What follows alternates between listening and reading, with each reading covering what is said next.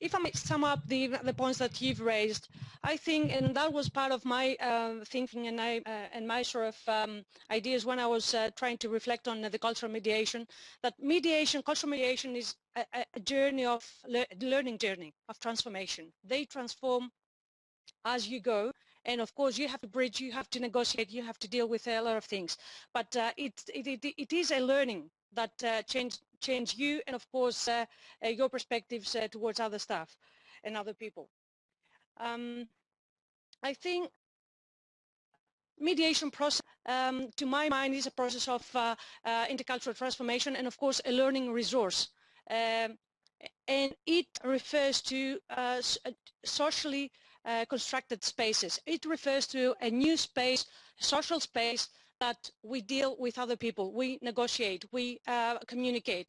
And I think that creates the so-called lived spaces. And I'm going to use here a nice sort of theory I found Lefebvre in 91 that referred to the socially produced or lived spaces. So when you do mediation, in fact, you create social relations and you create new kind of spheres of relations, and that creates specialities, that creates new spaces of communication, if I may say.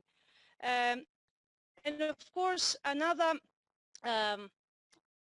just cover these points. Another issue that's important to mediation is that deals with diverse worlds. That means that we need to broadly define diversity. Diversity is not just culturally oriented. We don't deal just with other people from different cultural backgrounds, but we deal with a lot of differences, and these differences form our life experience, our personality. And of course, life was referred to the whole realm of everyday life experiences, and I use the term made by Kalantzis and Gopp and of course other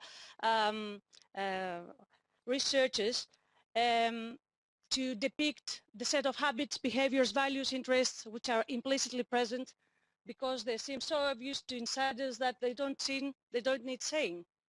It's whatever we are made of. Our livelihood is our life experience, which is made by our passage to this life, to this culture, to this everyday experience.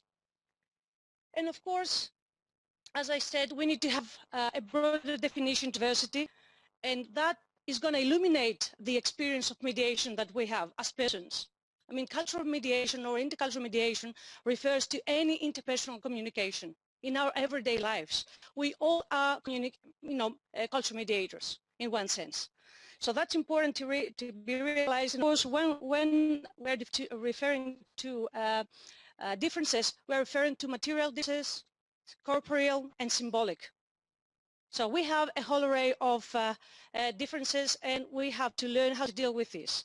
And when Dermond and Bruno and the other people, the other colleagues mentioned that we have to train all citizens to become mediators, not just to create a high-skilled sort of task, high-skilled sort of professionals, and to have another layer of administration. We need to share. We need to be included, to feel included in that sort of process. And of course, these people, we citizens, I mean, we need to talk about a more inclusive sort of citizenship and citizenry, if I may say. And this citizenry, the way that we deal with our region. Ingrid mentioned that they've got the resources, but they don't have the momentum, they don't have the vision. So we need to renegotiate with our citizens what they need in terms of forming a socially cohesive society, in order to feel that include, that are, that they belong, I should say. So the issue and the question of identity is very important. If people and citizens don't feel that they include in a particular sort of locality or in a particular sort of state, then they're going to be aggressive, they're going to feel excluded, they're going to become, they're going to unfold all these different behaviors that they don't need to experience. So people need to learn how to engage and how to negotiate, of course, with their everyday life. And of course, we need to secure emotional competence, empathy, and intercultural sensitivity, that we train people, our citizens or our staff members, or you name it, or our teachers, to have these kind of attributes and qualities.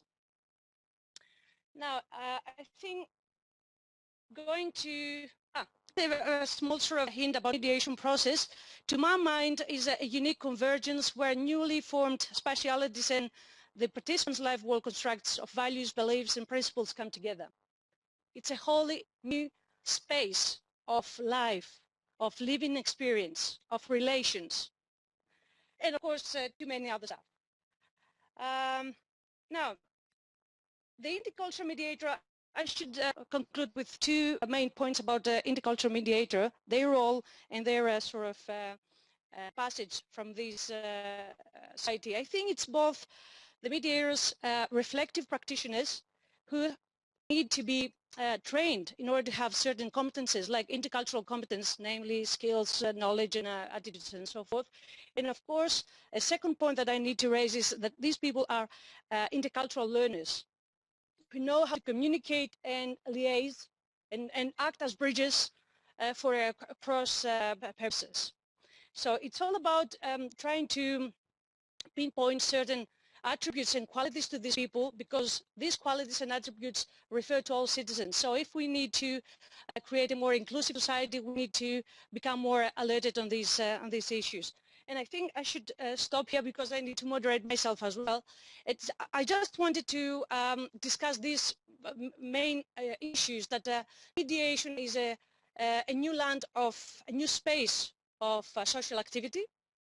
And of course that intercultural mediators are both reflective practitioners who need to undertake some reflective action and to have the competencies, of course, and at the same time act as learners themselves. Okay, so with these sort of remarks, I would like to thank you, and of course to welcome some discussion now and some questions. Thank you.